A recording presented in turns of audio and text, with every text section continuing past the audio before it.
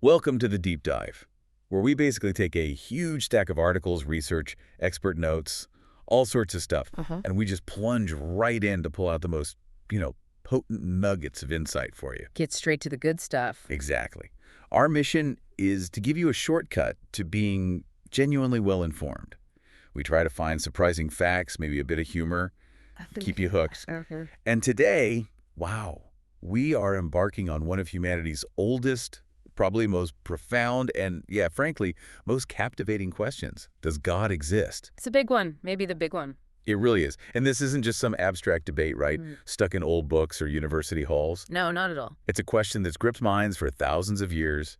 Ancient philosophers, cutting-edge scientists today, everyone. And it touches on such fundamental things. Totally. Our understanding of reality itself, our purpose, who we even are. Deep stuff. So our mission for this deep dive, it's not to convince you one way or the other. We're not here to persuade. Absolutely crucial point.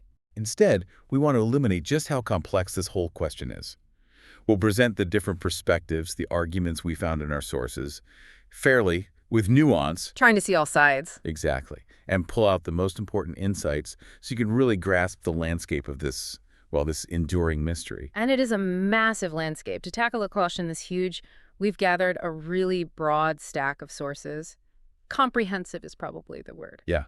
What kind of stuff are we looking at? Well, our material covers the latest scientific thinking, cosmology, physics, but also really rigorous philosophical arguments that have evolved over centuries. Okay. And then there's the other side, two deeply personal, experiential viewpoints. Things that often, lie beyond what you can strictly measure empirically. Right, like personal experiences. Exactly. And what's key right from the start is that the sources themselves, they're designed to explore, to question. They aim to give a comprehensive look from all angles. So the sources aren't pushing an agenda either. Not really, no. They're more about laying out the arguments. And that allows us, as your guides today, to offer you a genuinely impartial, robust, thorough examination. Give you the full picture of the debate as it stands now. Okay, let's unpack this then. The sheer scale, the fact that this debate just keeps going, it's pretty astonishing when you think about it. It really is millennia. And our sources make it super clear right away. This isn't just for theologians. Oh, definitely not. Philosophers, top scientists, everyday people from every culture, every era, they've all wrestled with this fundamental question. It just cuts across everything. Disciplines, worldviews, personal beliefs, it's everywhere. So as we get into this, we'll be looking at, basically three main kinds of evidence or frameworks that our sources kept highlighting. Each gives a different lens on the question. Different angles. First, there's the empirical evidence, stuff from science, observing the physical universe, things you can measure, test, that kind of thing. The hard data, so to speak. Right. Second, we'll dive into the philosophical arguments. These rely less on, telescopes and labs and more on pure logic, reason, abstract concepts. Thinking it through. Yeah, constructing cases based on thought itself. And finally, we'll explore the experiential evidence. This is rooted more in personal encounters, subjective spiritual insights, transformative events. Things people feel very deeply personally. Exactly. And again, it's really vital as we go through these to remember our impartial stance here. Just laying it out. Our only goal, just like our source material, is to illuminate this huge debate. Show the strengths, the weaknesses of different arguments. Without picking a side. Precisely. We want to help you understand why people land where they do, not tell you where you should land. And what's really captivating, I think, is how the sources consistently show this as an ongoing, lively dialogue. It's far from a settled case, no matter what your own perspective might be. Right. It's not like there's one answer everyone missed. No, and the question itself is just so multifaceted. So naturally, different fields, different ways of thinking, they come at it differently, which leads to these diverse kinds of evidence. Evidence that one group might not even count as evidence. Exactly, like a theoretical physicist. Right. They're looking at the universe's origin, its fundamental laws, searching for clues in space-time itself. So their evidence is telescope data, particle accelerators, math. Right. Complex models, observations. Then you take a philosopher. They might explore intricate logical proofs, concepts like being itself, or the nature of morality. Looking for coherence, logical necessity. Precisely. Their evidence might be a perfectly structured argument. And then you have, individuals pointing to intensely personal mystical experiences, profound insights, life-changing events. For them, the proof is the experience itself. It's the lived reality. That subjective certainty shapes their whole worldview. Wow. So these different approaches, they don't always match. Not easily. And this interplay, this difference in what even counts as proof, that's what makes the debate so rich, so enduring, and, yeah, sometimes so hard to resolve. Makes sense. Each approach has its own rules, its own assumptions. Exactly. Understanding that diversity is really key to understanding the whole conversation we're diving into today. It helps explain why a single answer has been so elusive. Okay, now here's where, for me anyway, it gets really interesting. Maybe a bit counterintuitive for some folks. Oh, yeah. We often think of science as, separate from these big God questions, or maybe even opposed to them. That's a common view, sure. But our sources, they paint a much more nuanced picture. It seems like modern science, especially cosmology and physics, far from just dismissing the question. It actually feeds into it. Yeah, it actually informs it, deepens it. For a lot of thinkers, the scientific data actually intensifies the mystery around God's existence. It raises more profound why questions, perhaps. Exactly. The more we learn about the universe, the bigger the why seems to get for some. Let's start with what's called cosmological arguments. Okay. Arguments from the cosmos itself. Right. They start by looking at the universe and then inferring a cause for why it's here at all, and the Big Bang Theory. That's central here. Cornerstone stuff. And it's not just a theory, like, a guess. It's the standard scientific model. Totally. Universally accepted. Our sources really stress that the evidence is overwhelming, super robust. What kind of evidence are we talking? Well, powerful astrophysical data. Most famously, maybe, the cosmic microwave background radiation, the CMBR. The afterglow of creation, essentially. Yeah, that's a great way to put it. It's this faint heat left over from when the universe was incredibly hot and dense, way back, about 380,000 years after the Big Bang itself. Like the universe's first baby picture confirms that hot, dense beginning. Exactly.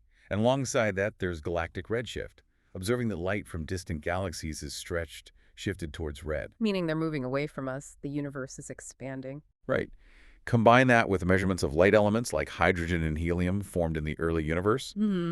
It all points to the same consistent picture. Which is? Our universe sprang from an incredibly hot, dense, singular point around 13.8 billion years ago, and it's been expanding ever since. So, a definite beginning. A finite cosmos in time. A finite cosmos. And for some thinkers, that fact alone has truly profound implications. Our sources mention Douglas L., an MIT grad. Okay. He argues this beginning demands what he calls a transcendent cause. He's quoted directly saying, "Modern science has revealed a universe of absolute wonder. No explanations without God." A cause outside the system. That's the idea. As time, space, matter, energy, everything we know began with the Big Bang, then whatever caused the bang logically can't be part of that system. You must transcend it, beyond space and time. Yeah. Which pushes you into thinking about kinds of existence, kinds of causality that are well beyond our normal physical understanding, beyond what science itself can directly probe from within. So, stepping back for a sec, the bigger picture here, for people using this argument. The Big Bang isn't just how the universe started expanding. No, for them it points to a why. A cause that has to be outside the physical universe itself. Because if everything in the universe had a beginning, then the cause of that beginning can't be in the universe. Can't be made of the same stuff, subject to the same time. Right. It's a critical distinction, and it immediately brings up that massive question puzzled over for centuries. If the universe had a beginning, what or who started it? Exactly. And that's a question science, as it currently operates, isn't really set up to answer fully. Science studies processes within the universe. Under its established laws. Right. So the Big Bang, for some, pushes scientific inquiry right to its edge, forcing us to consider something fundamentally prior to the universe, something beyond it. So from that view, science isn't refuting a creator. It's almost revealing the need for one. That's how they see it, yeah. The beginning itself points to a beginner. And that beginner must be non-physical, uncaused itself. Okay, building right on that idea, the universe's origins. Our sources also dive deep into this concept of fine-tuning. Ah, yes, the anthropic principle stuff. Exactly. It refers to how the fundamental physical constants, the initial conditions of the universe, they seem incredibly precisely set. Like the basic numbers governing reality. Yeah, numbers that seem just impossibly exact, and they're critical for life as we know it to even be possible. Imagine like a giant cosmic control panel. Okay, With lots of knobs. Lots of knobs. And they represent things like gravity strength, the universe's expansion rate, that's the cosmological constant, the mass difference between protons and neutrons, the strong nuclear force binding atoms. All the fundamental forces and values. Right. Now picture tweaking just one of those knobs, Yeah. even by a tiny, tiny amount. What happens? The whole cosmic machine just falls apart. For instance, gravity a tiny bit stronger. Stars burn out way too fast or collapse. Weaker. No stars or galaxies form at all. Mm-mm. If the expansion rate was slightly faster, the universe blows apart too quickly for matter to clump together. And the proton-neutron mass. If that were different, you wouldn't get the complex elements needed for life, like carbon and oxygen. It's like the universe is perfectly calibrated for life. Like a custom-designed engine, as you said. Yeah. And William Lane Craig, a philosopher and theologian, mentioned a lot in our sources. A prominent voice on this. He, along with many physicists too, argues this cosmic fine-tuning isn't just a coincidence. It strongly implies intentional design. Because the odds against it happening by chance are just astronomical. Astronomical is putting it mildly, like winning the lottery billions of times in a row. Yeah. That level of improbability. So for proponents, this amazing precision demands an explanation beyond just random luck. So this isn't just, oh, look, science found a cool fact. No, it's interpreted by some as a really profound clue, an indication that the universe isn't just random chaos, but maybe intricately set up for life to exist and flourish. And when you really think about the sheer unlikelihood, if those numbers were just a tiny bit off, it gives people that aha moment. Yeah, suggests maybe a purpose or intelligence behind it all. The range of values that actually allow for a life-friendly universe is just unbelievably narrow. It's like hitting a tiny target from across the galaxy. Wow. And this often connects to the anthropic principle. The weak version just says, well, obviously the universe has property allowing observers like us, otherwise we wouldn't be here to notice. Kind of a tautology almost. A bit, yeah. But the strong form, which our sources touch on, goes further. It suggests the universe was necessarily designed for intelligent life to emerge. So the sheer specificity points to a designer. For those who see design, yes. It moves from just observing the parameters to inferring an intelligent cause behind them. It challenges the idea that we're just a lucky accident, hinting instead at deliberate cosmic engineering. Okay, so we've looked through that cosmic lens. Yeah. The universe's beginning, its amazing precision, both raising questions about a cause or a designer. Right. Big questions from big science. But what happens when we shift our focus inward to pure reason, the structure of thought itself? Into the realm of philosophy. Exactly. Our sources show philosophers have been grappling with God's existence for centuries, building these complex arguments that don't rely on telescopes, but on logic, concepts, intuition alone. Moving from the observable to the purely abstract. And this is where you find some really mind-bending intellectual puzzles. One of the most famous and definitely controversial is the ontological proof. Anselm and Plantinga's modern version. Right. Our sources introduce Alvin Plantinga's modal ontological argument. It's a really sophisticated take on an idea going way back to St. Anselm in the 11th century. It's a bit abstract, so bear with me. Okay, let's try to unpack it. Plantinga argues that if God is conceivable as a maximally great being, that's the key phrase then, his existence isn't just possible, it's actually actual, necessary even. Okay, maximally great being. What does that mean exactly? Imagine a being possessing every possible perfection to the highest degree. Infinite power, omnipotence. Infinite knowledge, omniscience. Infinite goodness, omnibenevolence. You get the idea. All the omnes. Right. And for Plantinga, a crucial perfection is necessary existence. Yeah. Unlike us, or the universe, which could have failed to exist. We're contingent. Exactly. A maximally great being cannot not exist. Its existence isn't dependent on anything else, it just is, by its very nature. Okay, necessary existence is part of the definition. Right. So the argument goes, if such a maximally great being is even logically possible, if the concept doesn't contain a contradiction, then by its own definition, it must exist. Because if it didn't exist, it wouldn't actually be maximally great. Non-existence would be an imperfection, a limitation. So existence is part of perfection, and if it's possible, it must be actual. Kind of. The possible worlds idea comes in here, not sci-fi parallel universes, but different ways reality could logically be. If a maximally great being can exist in any logically possible world, its necessary nature means it must exist in all possible worlds, including ours. So it moves just from the concept of God to his necessary existence, using only reason. Exactly. Pure logic. But it's definitely got its critics, big time. Oh, yeah.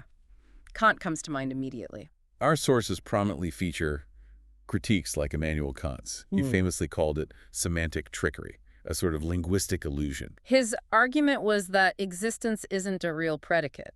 Right. He argued existence isn't a quality you can just add to a concept, like saying a blue house adds the quality blue to the house. Saying the house exists doesn't add a quality, it just states the concept matches reality. So you can define God as perfect and existing, but that doesn't magically make him real. That was Kant's point. He felt existence doesn't enhance the concept of God. It just confirmed that the concept is instantiated. It's a really powerful objection, shaped a lot of modern philosophy on this. Definitely. But to be balanced, for proponents, especially in analytic philosophy, the ontological argument still holds weight. They see it as validating rational theism. Suggesting belief isn't just faith, but can be reasoned from basic concepts. Exactly. It's a fascinating argument because of how it tries to bridge that gap. It really is captivating how it attempts to move purely from the concept of God to his actual existence. It pushes our understanding of possible versus necessary. Right. Its cleverness is in trying to make God's existence a logical fallout from his definition. If he's maximally great, he must have necessary existence. Otherwise, he's not maximally great. It's purely intellectual. Which is why it sparks such strong reactions, I guess, both for and against. Absolutely. And it forces that critical question. Can pure thought alone actually establish existence? Or do we always need some kind of empirical evidence to confirm reality? That is a huge question. For some, the argument reveals a deep truth about being itself. For others, following Kant, it's a fascinating language game that stays within the realm of ideas, highlights a fundamental split in philosophy about thought, language, and reality. So if I'm getting this right from the sources, for the proponents, the very fact that the concept seems coherent is almost the proof. It's less about looking at the world, more about the logic inside the idea itself. Precisely. And our sources show that this has been debated for centuries because it forces us to reevaluate what we even mean by evidence and proof. It's unique because it doesn't look outward at all, only inward at the consistency of a concept. Okay, mind officially bent. Let's maybe shift gears to another big philosophical framework, the moral argument. Right, moving from pure logic to ethics and values. Our sources highlight C.S. Lewis here and his observations about what he called universal moral intuitions, things that just seem known across cultures, across time. Like what? Give an example. Well, the classic one is, torturing innocent children for fun is wrong. That statement just hits with this profound, almost built-in sense of truth for nearly everyone, right?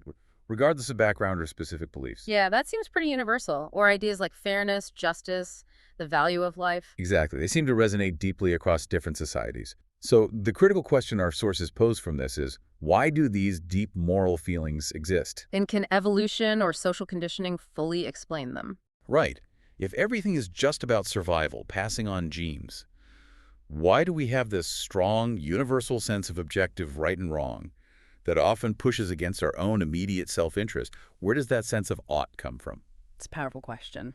And this line of thinking leads straight to the conclusion drawn by philosopher Francis Schaeffer, who gets quoted a lot in our sources. Okay, Schaeffer's take. He argued strongly that these deep moral intuitions, this sense of a universal moral law, point directly to a moral lawgiver.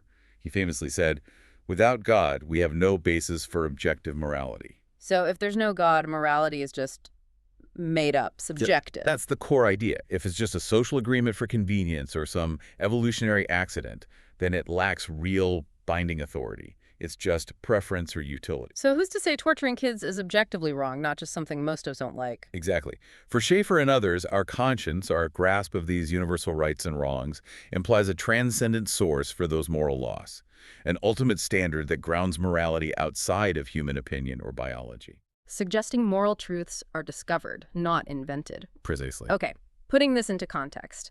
The real challenge here is whether morality needs a divine source to be truly objective and binding. Right. What's the counter?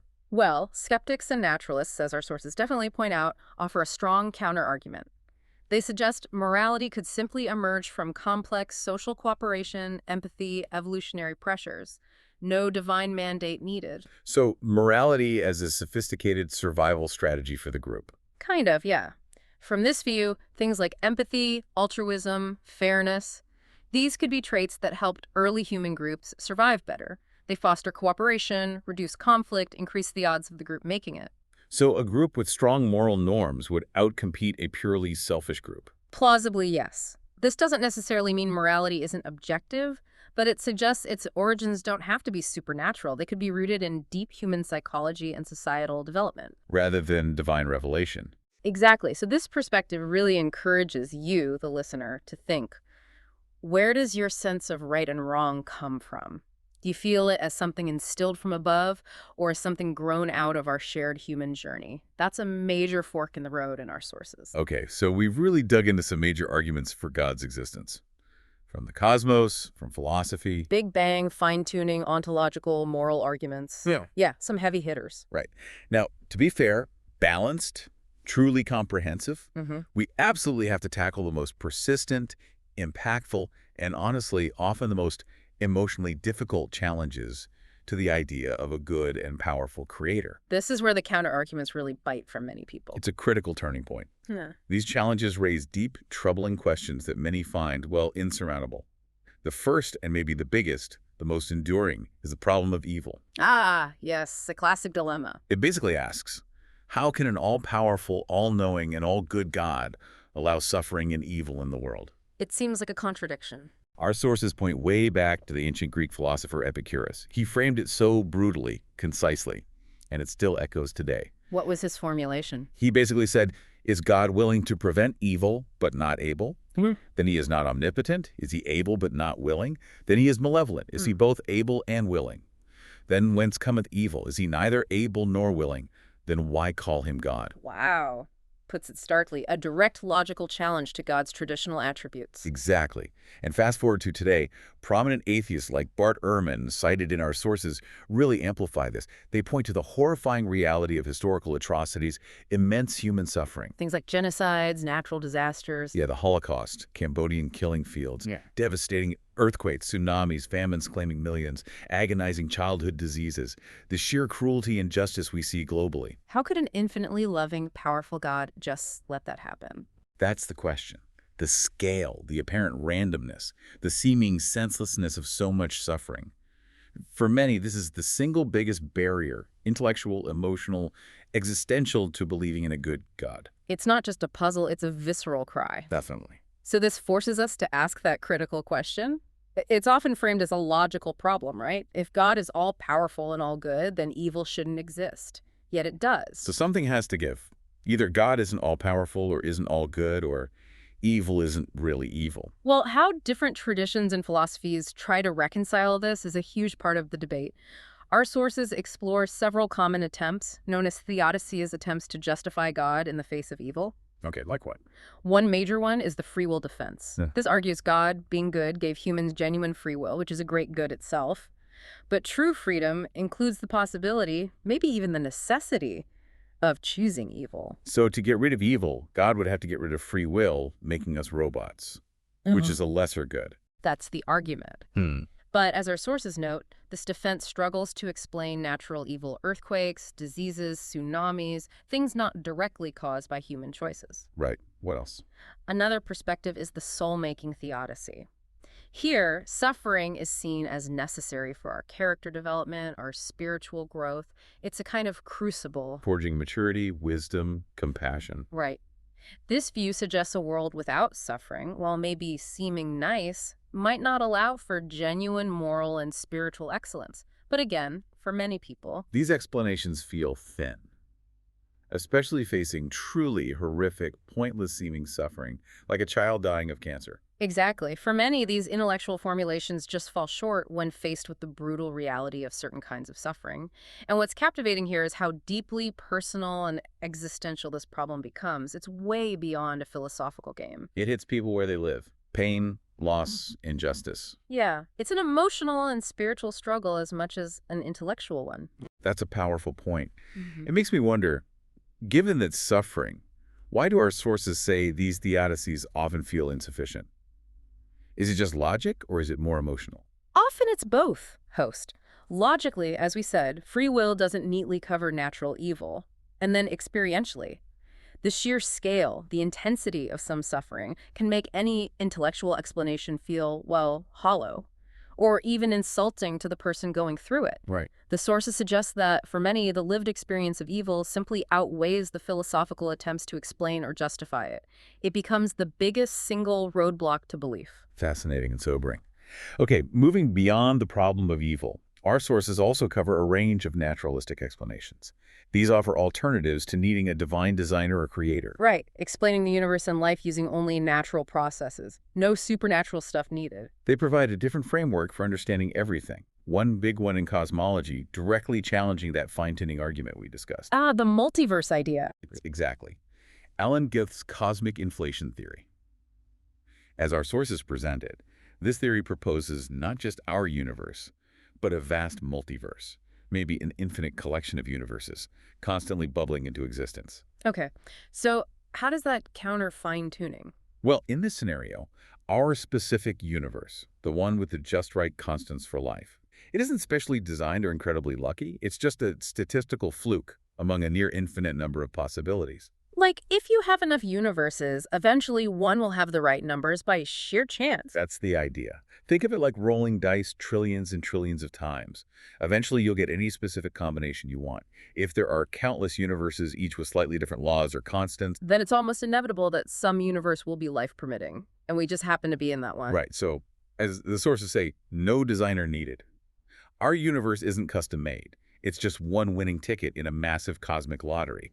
A naturalistic way to explain the apparent fine-tuning. Okay, that's cosmology. What about biology? Well, evolutionary biology offers a really robust, widely accepted scientific framework for how life's complexity and diversity arise, entirely through natural selection. So the intricate designs we see in nature, the eye, wings, DNA. Not the product of intelligent design, according to this view, but the cumulative result of tiny, random genetic changes over immense stretches of time, filtered by natural selection. Survival of the fittest, basically. Pretty much. Organisms with traits that help them survive and reproduce in their environment pass those traits on.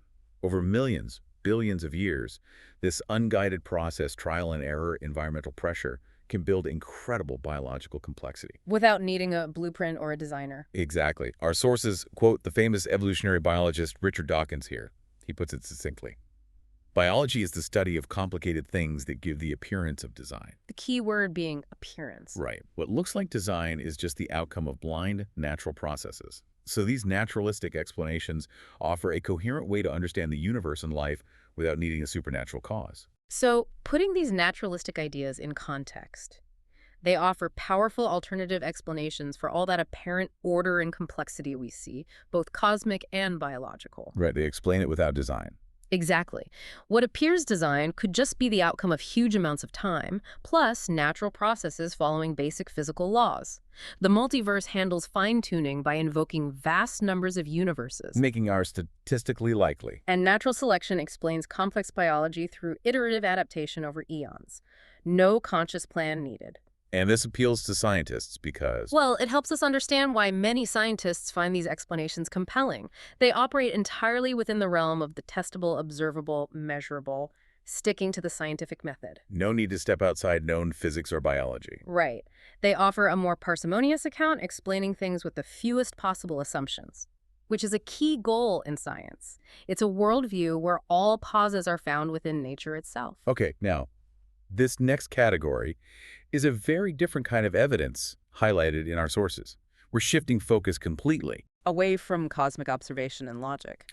Yeah, we're moving from the macro level, the abstract, Mhm. to the intensely personal, subjective, often deeply emotional realm of individual experience. Where the proof is felt, lived, rather than measured or deduced. Exactly. Let's start with near-death experiences, or NDEs. Ah, Moody's work. Very well known. Right. Psychiatrist Raymond Moody, a pioneer here, systematically documented thousands of NDEs over decades, and he found remarkable consistency in the features across different cultures, backgrounds. What kind of features? Often vivid out-of-body experiences, feeling detached from the physical body, observing things around them.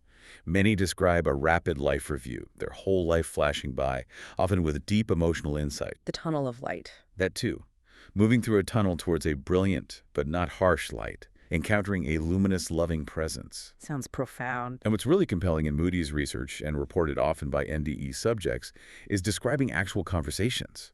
with what they perceive as God, angels, deceased relatives, some divine being. Conversation. Yeah. Moody himself, initially skeptical, is quoted in our sources saying his view changed. Many have conversations with God. This is how I came to believe. The consistency, even from people with no prior religious belief, is striking to proponents. Wow, but surely there are skeptical explanations. Oh, absolutely. Our sources cover those thoroughly. NDEs are often attributed to purely neurochemical processes in the brain. Like lack of oxygen, brain shutting down. Exactly. Hypoxia, extreme stress, maybe the brain releasing endorphins, or even its own hallucinogens like DMT as it's dying.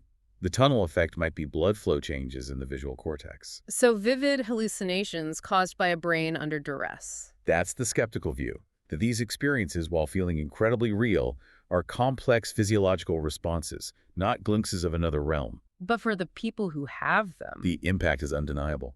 Many emerge with this, quote, transformative certainty in divine realities, a conviction that totally reshapes their lives, their values, their fear of death. The personal feeling of authenticity, the lasting change, it's incredibly strong for them. what's really captivating there is just the raw power of subjective experience to shape belief, even if it's not objectively verifiable by science. Right. For the person having the NDE, it can be utterly convincing. A direct, undeniable form of proof that kind of bypasses intellectual arguments for them. Yeah. But this immediately makes us ask that critical question.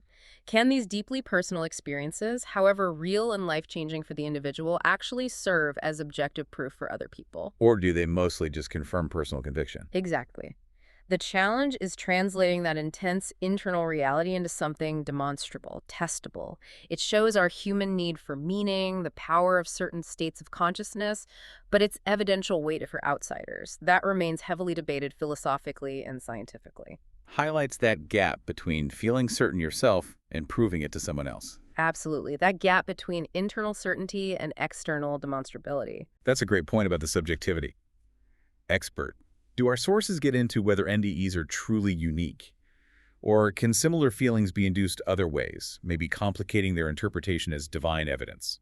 They do touch on that, host. Our sources mention that some elements of NDEs, like out-of-body feelings, intense peace, can sometimes be replicated or mimicked through certain drugs, sensory deprivation techniques, even direct electrical stimulation of specific brain areas. So that supports the skeptical view. It does lend weight to it, yes, which is why skeptics argue these experiences, while amazing, might just be brain phenomena. However, proponents often counter that the full package of NDE features. Like the coherent narratives, the encounters, the lasting transformation. Right? That full constellation is rarely, if ever, fully replicated by these artificial means. So for proponents, the NDE retains its uniqueness. Interesting distinction. Okay. Building on that idea of personal, unmediated experience, Mhm. our sources also talk about immediate experience as another kind of personal evidence. Less dramatic than an NDE, perhaps. Yeah, often. Philosopher John Hick emphasized this. He described how for some people, belief in God isn't about logic or observing nature or even a near-death event. It's more of a direct, ongoing, foundational sense of God's presence. A felt certainty in daily life. Kind of. Hick said for these people, God was not an idea adopted by the mind, but the experiential reality giving significance to their lives. It's not thinking about God abstractly, but experiencing God's presence as a living reality that makes sense of everything else. Like knowing another person through relationship, not through proof. That's a good analogy. Right. For those claiming this immediate experience, God isn't a conclusion they reach after arguments. He's a foundational, lived certainty that provides meaning and coherence, a direct, intuitive grasp of the divine. A felt reality. Right.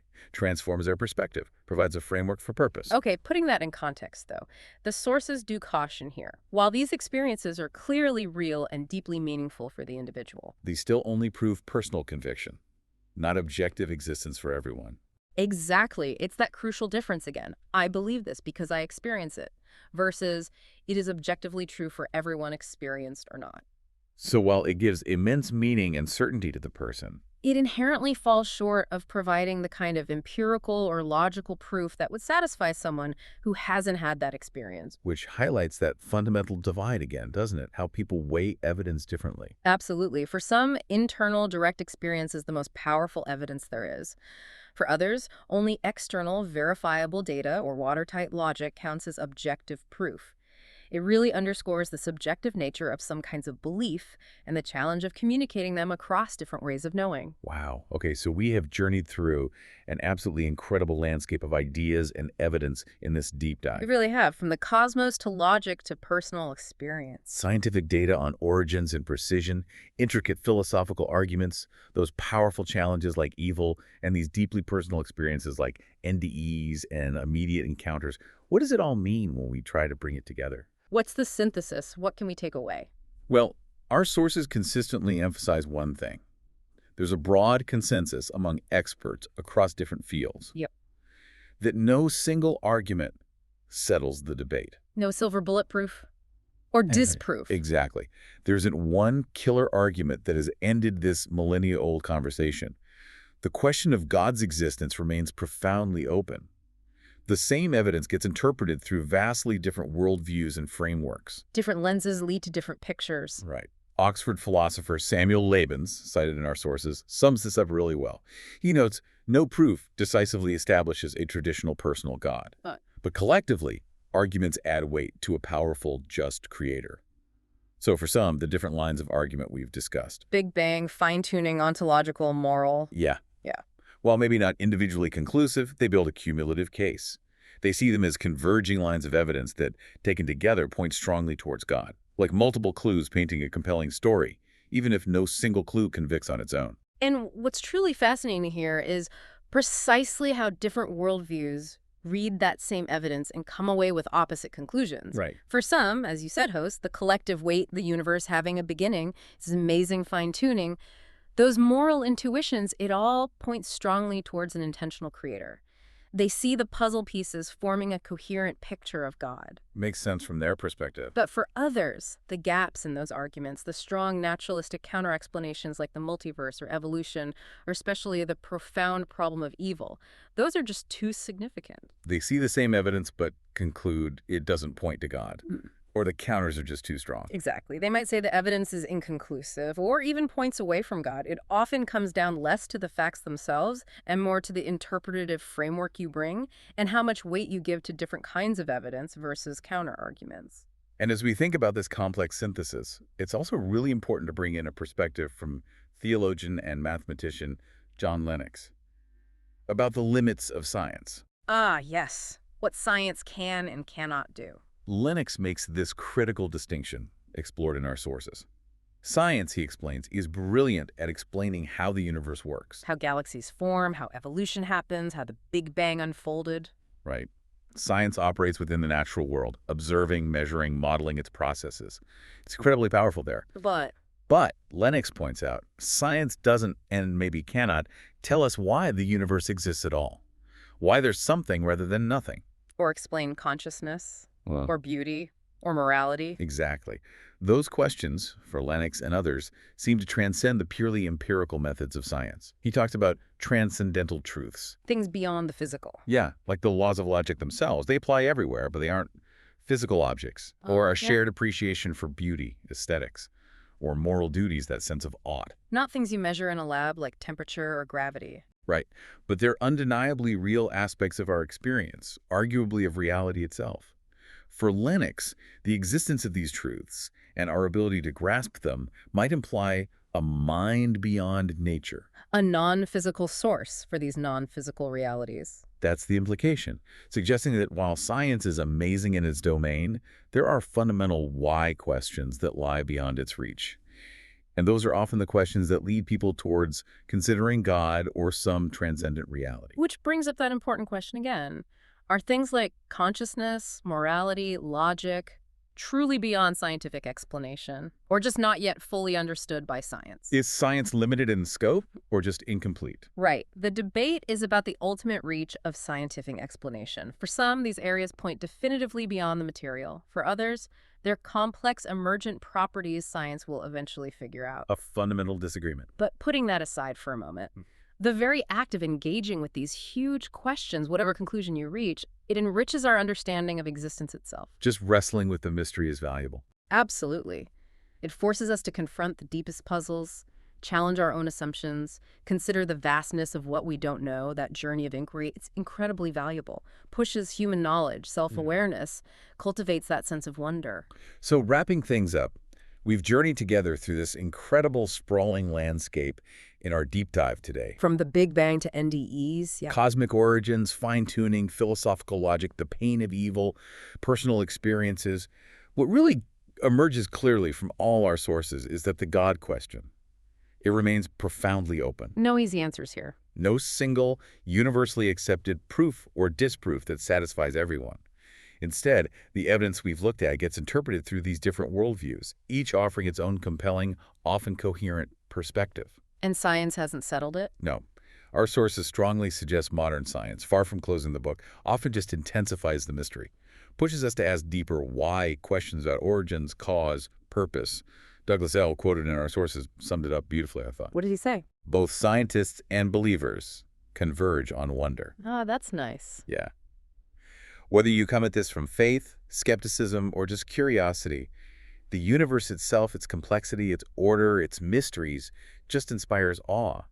That sense of wonder seems universal. It does. So, whether you find the arguments we discussed today cumulative and persuasive, building a strong case like Plantinga might suggest, Or whether you find the counter-arguments, the naturalistic explanations, more compelling, like scientific naturalists do. hopefully this deep dive has at least illuminated just how profound, how multifaceted, and how truly enduring this inquiry is. It's a conversation that shaped history, and it continues to challenge us today. Challenges our understanding of everything, really. Reality, reason, experience. Exactly. And maybe a final thought for you to consider. If the universe really did emerge from a singularity, and it really is exquisitely fine-tuned for life, what implications does that have for your own sense of purpose and meaning? Whether you believe in the designer or not. Right. Just the sheer improbability, the vastness, the intricate order.